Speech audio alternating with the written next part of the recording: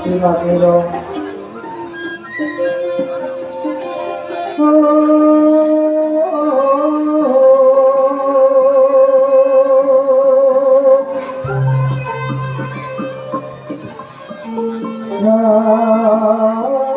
cemaken astaniro kalih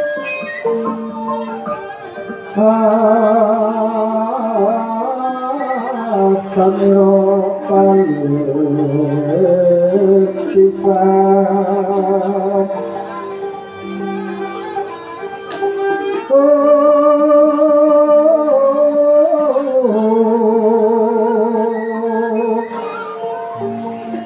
yang ngadiko bakal bronto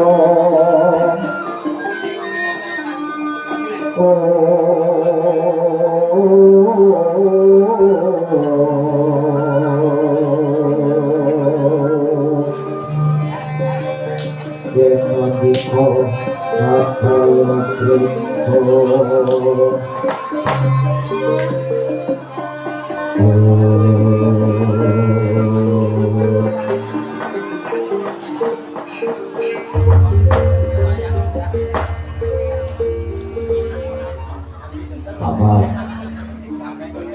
Taman Arya Sunat menika kula titik pangagemanipun menika kados dene Malindra inggih nggih pramila monggo awan sae leres napa lepat enggal pun damel mawon menapa jarunanipun dinimboten tinimbalan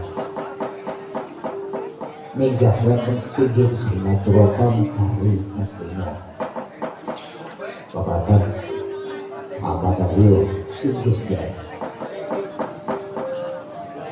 di sana Kang Embi Prapto Kanthi Raharjo sainggih punika samsun di sana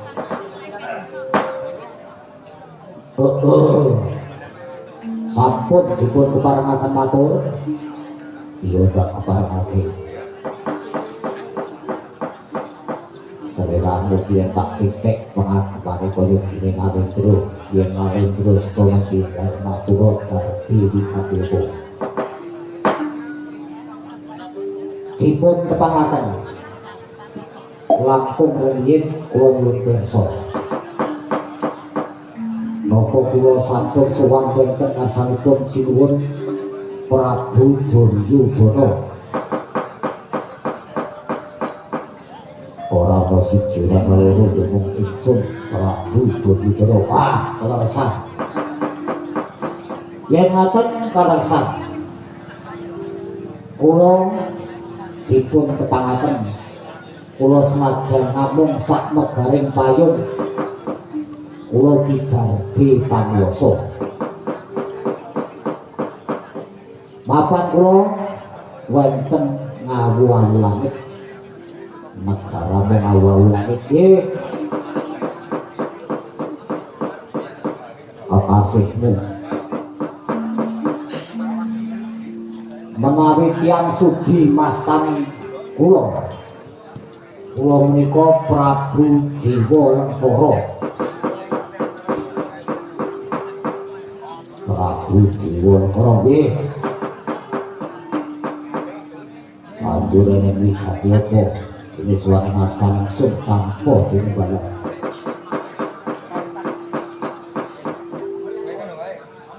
kula menika sejatosipun sampun dangu wonten negari Ngastina menika.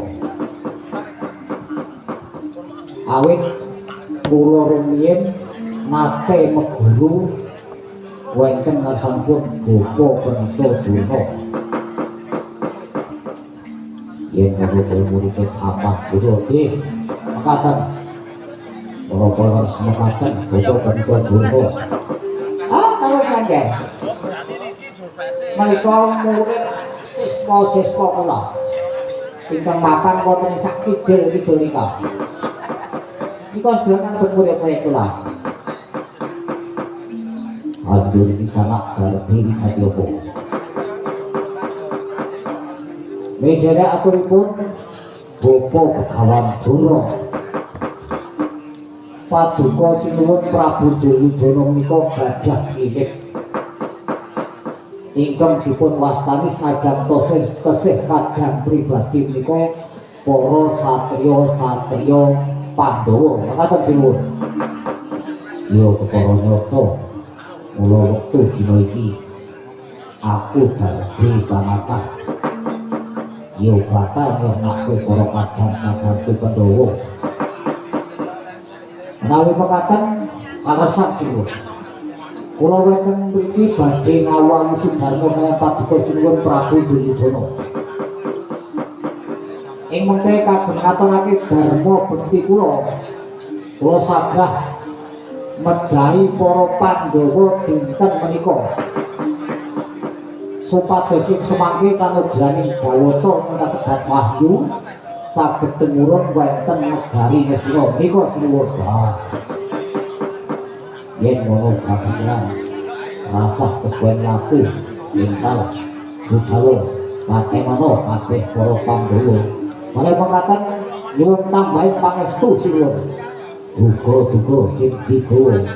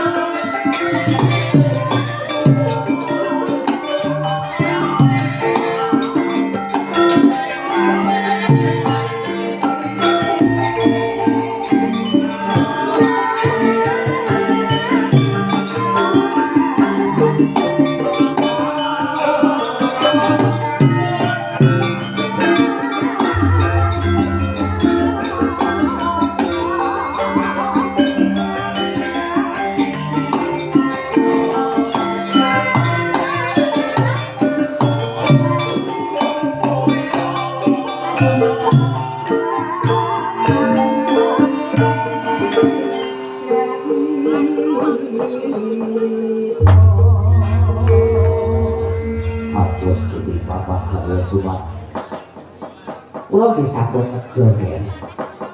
Mereka mekaten boten gandalan dinten tartemtu Pandhawa semangke sampun sirna. Menawi Pandhawa sampun sirna menika gampil kanugraning Jawata dumawah wonten negari Ngastina menika. Kados budaya Isi Mahatma Wara Bisma. Ger Putu Prabu wonten tinimbalan dawuh ya. Koryang sejatine ora mentala perkara bakal nggayuh kanugraning Jawata kanthi ancik-ancik sengsarane wong liya. Yen ngono ora ana gunane pun eyang sak kandhang koplak matur ngasal Putu Prabu Duryudana. Lajeng kersanipun eyang kados pundi? Yen ngono nggih Ponean senajan mapan lawan negara sing gedhe omah gedhong magrum-magrum ning yen atine Ponean ora jenjeng tak kira Ponean ora bakal ana lan ora bakal krasa. Senajan mung mapan ana omah kang wujude reot gedhen sakumpamane ning kono pun yang tentrem atine pun yang bakal jenjem lono sak lawase yen ngono pun yang bakal minta pamit bali ana ngental kono boten mangke-mangke yang ora pun yang nyuwun pamit yer Putu Prabu Duryudana ndherekaken kaluhuran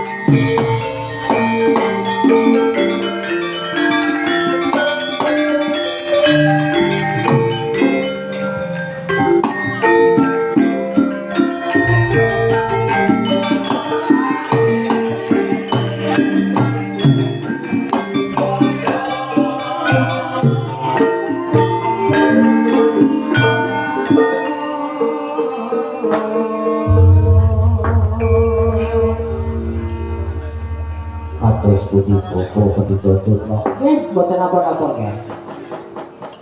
Pun yang sajak mengku duka kondur wonten ngetal kondur nika. Pamanarya pun didalaken para soto para para sebo boten jatuh wonten negari Ngastina. Kula nok nggih mesti padha. Bapak Pendhita Durna pun japange lampahipun driwala para ingkang wonten negari Lamarta badhe nejahi para Pandhawa. Kula nuwun inggih supaya dawuh paduka nggih.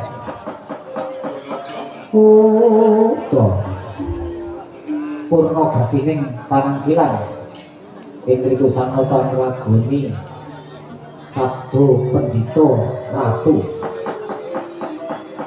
Sabda pangucapan Dita Temen Ratu ngaranipun Pendhita ngendika Srimah Datang Bolawati.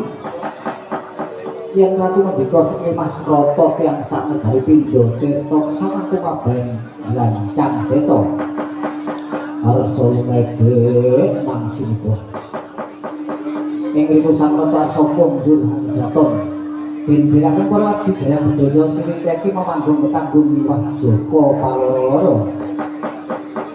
Tinggalipun sang Buminata tinon saking Mandra kadya Asesanti tinggalipun.